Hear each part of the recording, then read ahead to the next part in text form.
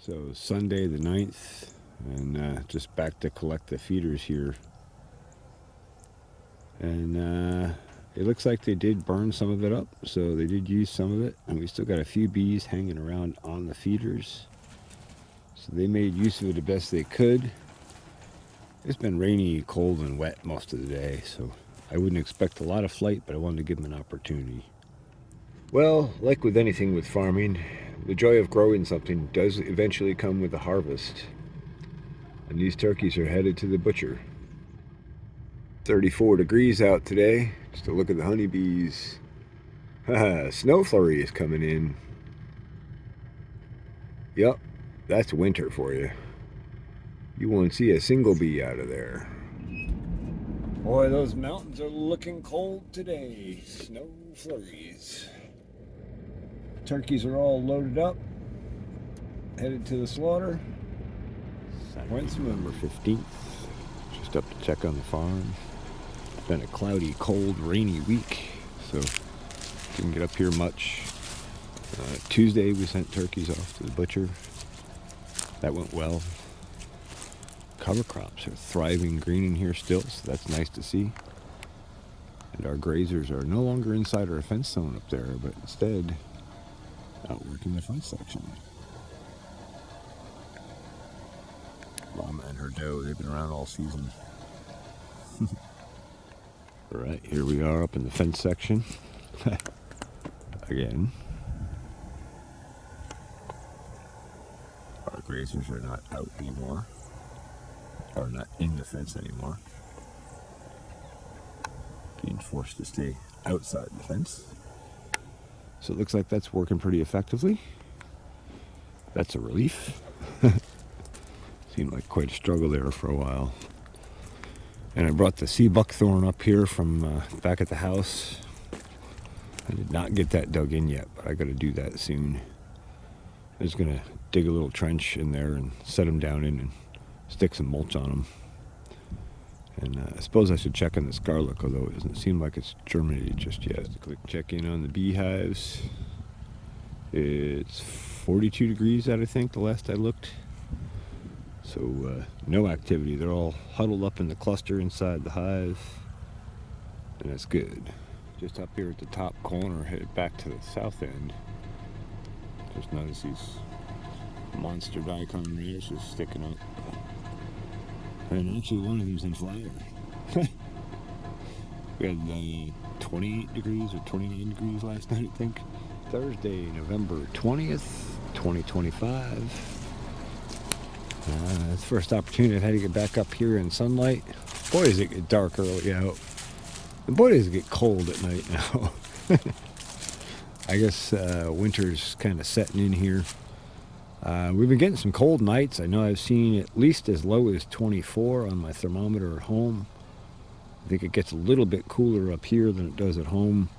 We have a little bit of water and such around us to help mediate things. I do see some frost back here in the daikon radish tops, but in the lower sections I still see green growth coming along. And we got some giant radishes hanging out in here. And our wheatgrass is trying to do its thing. And it seemed like we got the best germination in this part of the block, but we'll see how it all plays out in the springtime. Came in real good over here, and the clovers are doing well over here. And our soil primers are in, so either way, we're building for a better season next year.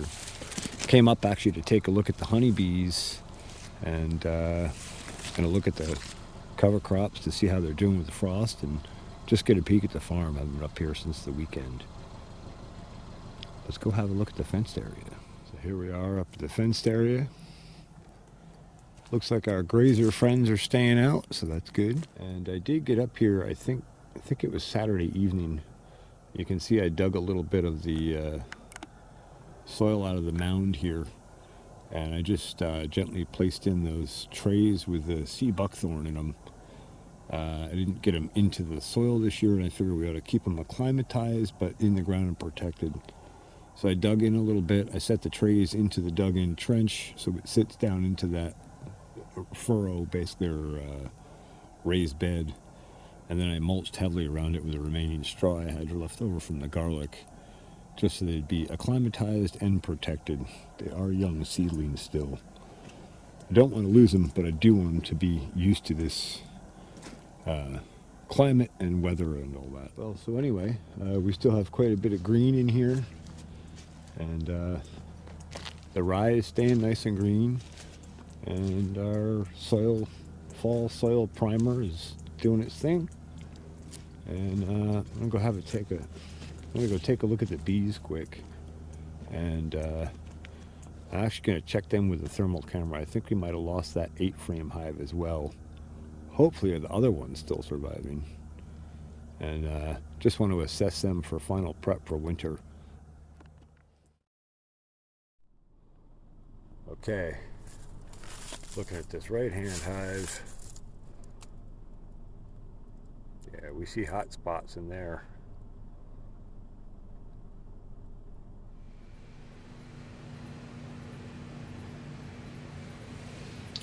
So with the onset of winter, we won't be on the farm anywhere near as much.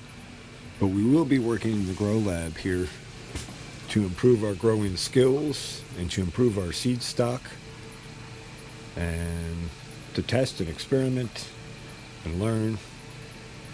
So I hope that you'll stay tuned, despite the fact that we won't be out of the farm until spring sometime probably. We'll probably do some work up there, but with the cold weather, not as much. But there's lots to do here. We've got ginger and sweet Thai basil and beans and all kinds of stuff. And this is just one of 2 labs, so we may do some experiments in the other lab over the winter as well. So I just wanted to make you aware of it. If you watch my channel more for the farm related stuff, we do some pretty fun stuff here in the grow lab as well. Well, the sun has gone south and it's getting cold.